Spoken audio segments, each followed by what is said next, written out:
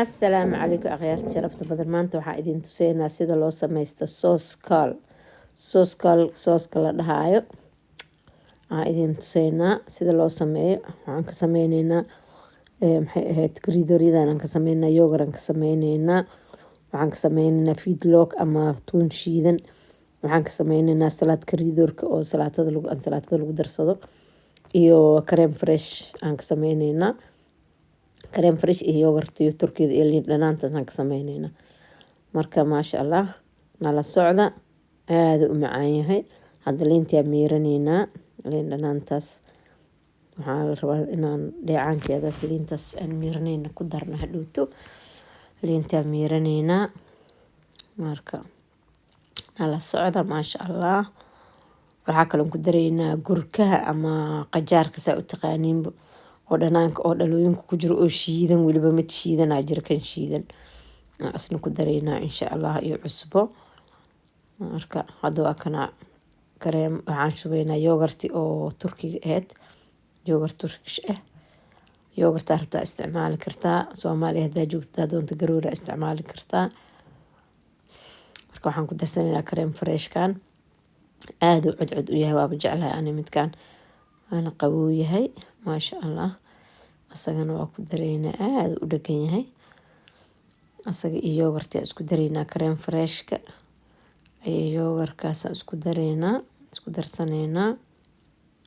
Marka isku darsano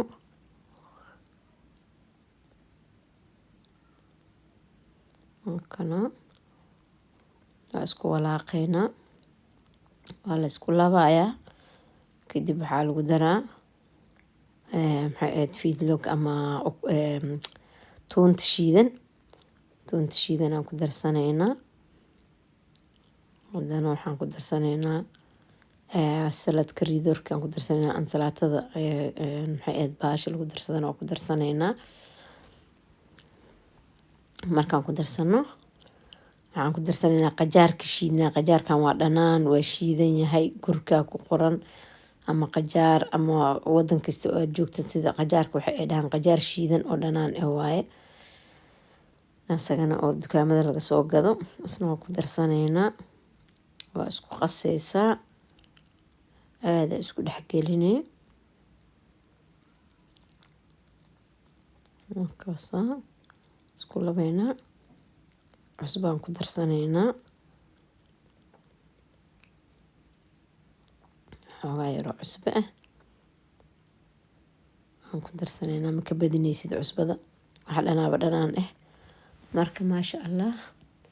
Kadib liin dhanaanta aan miiranay aan ku darsaneynaa, jab liin dhanaan oo hore u miiranay biyaheedaan ku darsaneynaa ama saaftigeeda.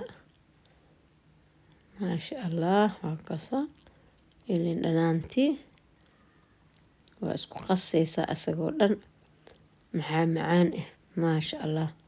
xoogaan u ceshanaynaa gurkaha ama qajaarka shiidan oo dhalooyinka ku jiro. waa kasa maasha Allah.